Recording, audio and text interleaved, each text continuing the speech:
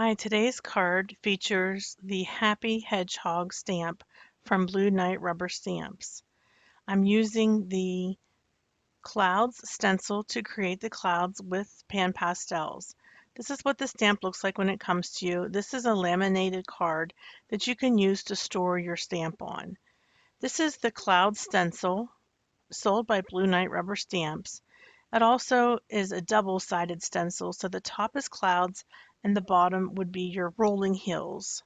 I'm using Bristol smooth paper, which works very well with PanPastels. Let's get started. My first step is to use the day and night PanPastels to create my background. I have a piece of paper towel here that I'll use for wiping off my sponge.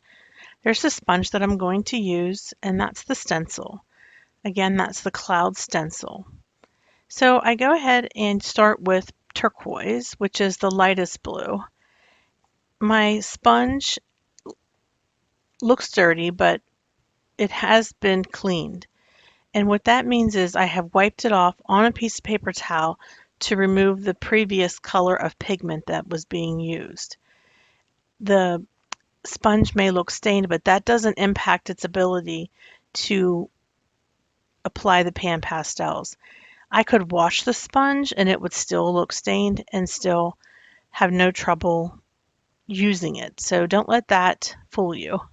In other words, I'm going to bump my stencil down a little bit, and I'm just alternating the line of the clouds so that I don't have the same version over and over again in my sky. And this is done just by sliding it down a little bit and just moving it down a little bit and sliding it one way or the other. You can see that I am trying to line that up so that it aligns with the clouds that are above it. It's really not that hard to do, and it's very easy medium to work with. PanPastels are artist quality pastels that are in a pan or a cake. They're highly pigmented, and what's nice is if you have arthritis in your hands like I do, you do not have to press hard in order to get a blend. So not only are they good for making clouds, but also they're great for ink blending. And in other videos you'll see where I use PanPastels to create either a sunrise or a sunset in the background. It's a wonderful medium to work with. I love it, and it's very versatile. There's a lot you can do with it, not only making backgrounds, but coloring in stamped images, which is what we're going to do today. Now I'm going down pretty low here. I don't necessarily need to because I'm going to be stamping this and coloring in with green. So I remembered that and I stopped because there's no reason really to color this in at the way bottom. Now I'll go ahead with my stencil and I'm going to grab some purple, which is violet. I think this cloud's going to look blue and purple instead of a straight blue. Gives it a little bit of variety. And when you're using your stencil, what I do is tap off, well, first of all, I take my sponge, tap it into the pan, tap it off onto a piece of paper towel, and then run my sponge, just right along the edge of that stencil, not making big swooping motions, but little tight motions right against the plastic of the stencil. And it took me a while to figure this out. You can actually start on the stencil and apply the PanPastel to the edge of it. I'm also going to grab some of this other color blue, and that is called Ultramarine Blue. I like it in the skies, and having 3 different colors I think just makes this card really pop. Yeah, so you'll see whenever I use this color, it's a pretty vivid color. It doesn't require me to go in and touch the pan over and over again because it's very vivid. And I definitely have to tap off on a paper towel every time. Otherwise, this color would overpower the other colors. And like I said, I'm keeping my little sponge close to the edge of the stencil. And that's what's giving me this look, which I think is very realistic and has dimension to it, or like depth. So that's what I love about this Cloud Stencil and about PanPastels. So, clouds go at all different angles. They don't all look completely straight. So I'm just taking the stencil and just varying it up a little bit at the bottom as far as tilting it. And you have to clean your stencil off, and it cleans off really easily. Here I'm just trying to clean my sponge, and I'm just going to blend a little bit. I still want a white look between the clouds, but I also want it to blend a little bit. So I'm just using my sponge. I'm removing the excess first. I think that looks pretty good. I'm really happy with the way that turned out. Now that we have our background with these beautiful clouds, don't they look awesome? We're going to stamp our image.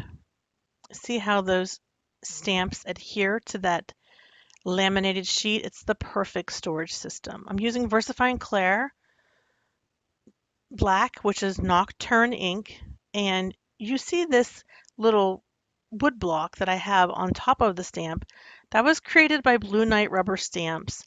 It's magnetic, and it has magnets inside the wood block and a little magnetic bar that you put on your stamp pad, and those sync together so that you are able to hold on better to your ink pad. It's a really genius creation.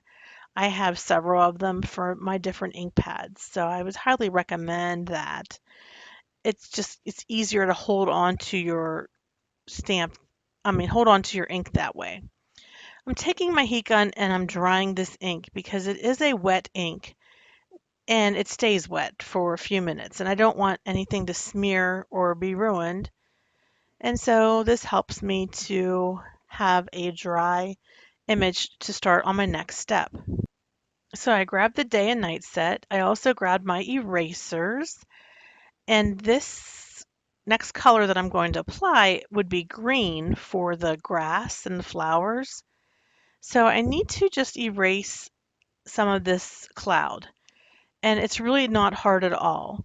This eraser goes in easily and removes the pan pastels, and it's just amazing.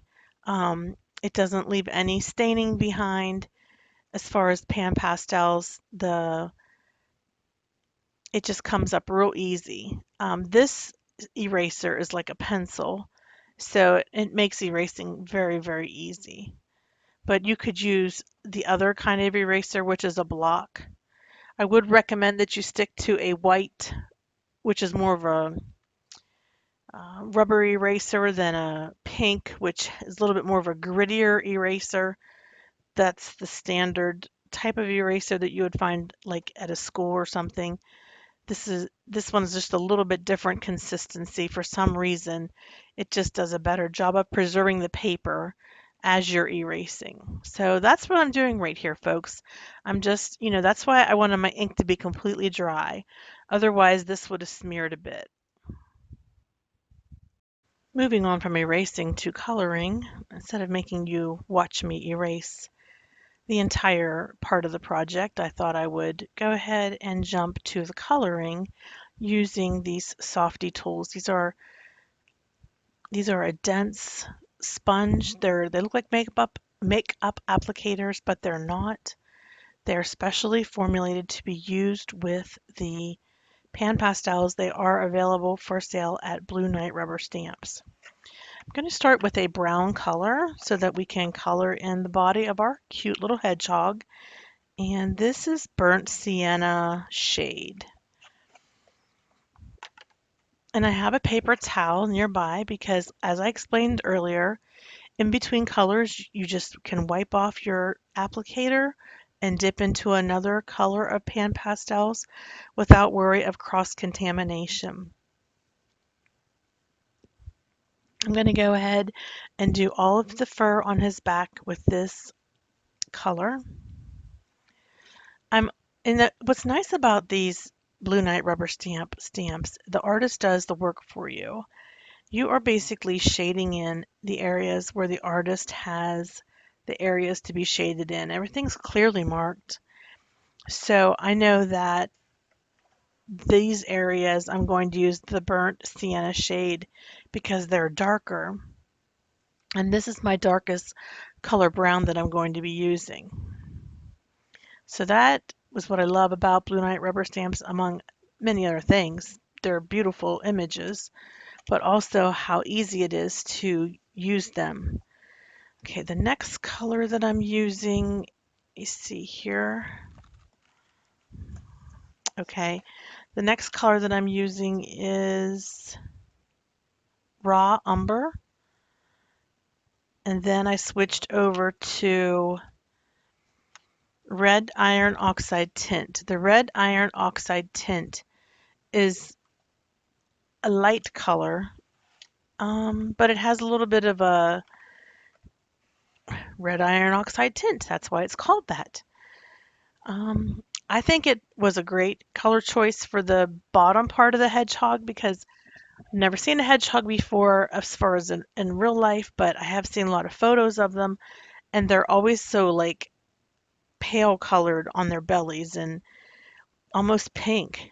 And so that color worked out very well. I'm using the raw umber to color the middle of the flower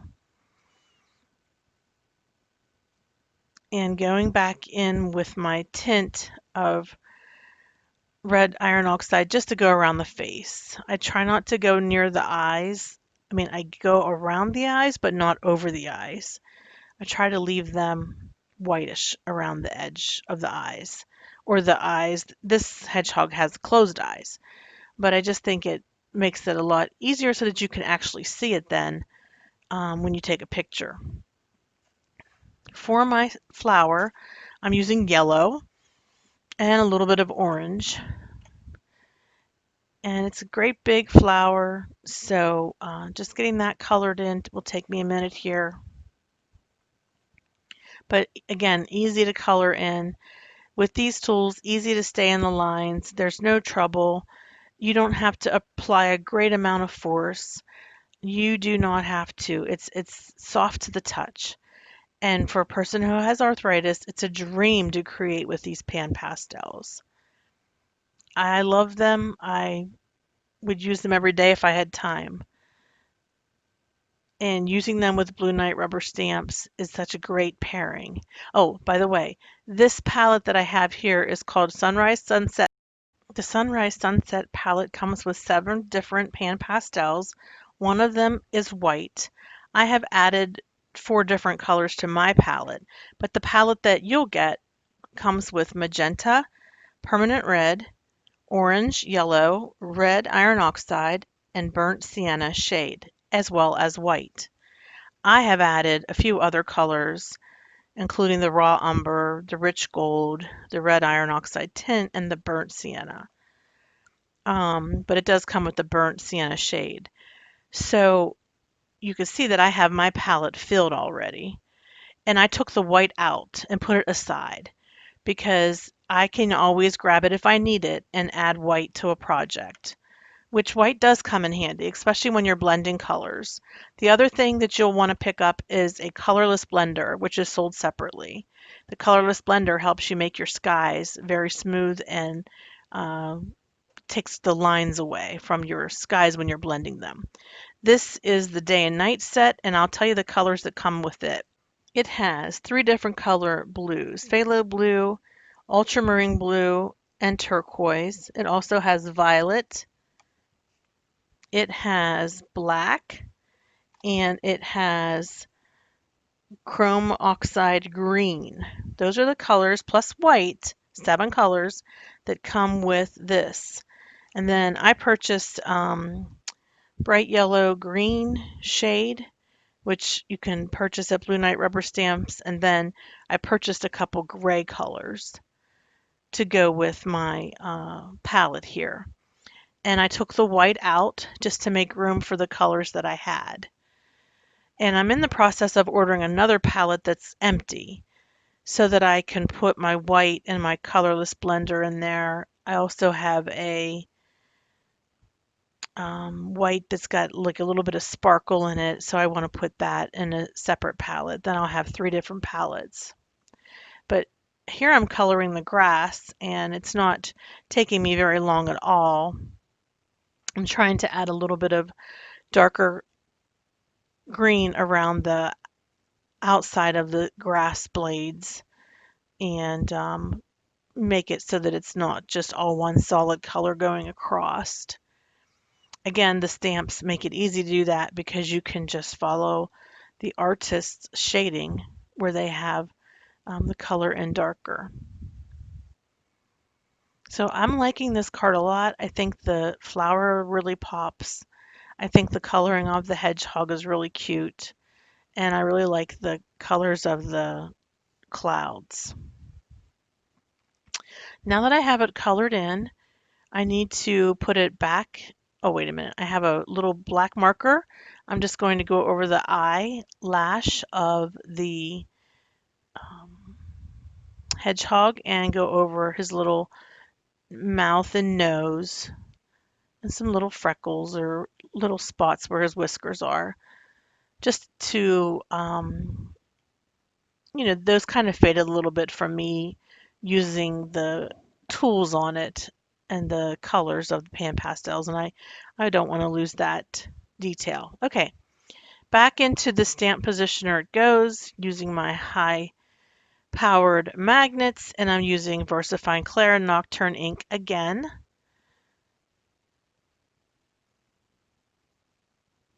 And this is going to look incredible. I love always the reveal of what it looks like after. Oh, look at that. I mean, it fills in so nicely. It definitely is the finishing touch, I think. Makes a big difference. I'm going to grab my heat gun and run it over the ink so I don't smear it because I am very prone to smearing ink right when I'm done with my card when the ink is still damp. So I will be with you in 1 second as soon as this is done. Okay, I'm just about done with the heat gun. I'm going to grab my Misty, which is my other stamp positioning tool, and line things up so that I can put the sentiment in with the card. And this is a quote from Mark Twain. The sentiment reads, "Live simple, love well, and take time to smell the flowers along the way," which is a quote we all could live by. And one of the little tricks I'm going to show you here is to use a piece of acetate to just test to make sure that when you put your red rubber sentiment down that you have it straight. Red rubber stamps are great. They're deeply etched, they're highly detailed, just like works of art. But you can't see through them, obviously. So you want to be able to make sure that when you put your sentiment down that you're lined up straight. Now, normally I don't get it straight on the first try, but by some miracle, I was able to get it straight this first try. And I don't have to go back in and change it. But what if I had to, I would have just wiped the ink off and moved the stamp to the point where it was straight. So I was fine with where it was, and that was it. The sentiment goes on very nicely with one stamping using the VersaFine Clair Nocturne ink. 2 stampings, take that back. But it definitely stands out and looks great inside those clouds. Going to take the card out of the Misty and hit it with the heat gun one more time because I am known for smearing the sentiment or some part of the stamped image right when the card is done. And I found that using a heat gun to dry the ink is a good step to take just to be careful. And once I'm done drying it, I'm going to take the card that I originally made and line them up side by side, and you'll see that they look almost exactly alike. which is encouraging because if you're going to be making, more than one card, it's kind of cool that you're going to get the same results, if you use the same colors. Unless you want to change it up, you can always make your flower a different color. Here's the two cards side by side. Thank you very much for watching. It's been great to be here today for Blue Night rubber stamps. I look forward to doing another card for you at the end of this month. Have a great day. Bye-bye.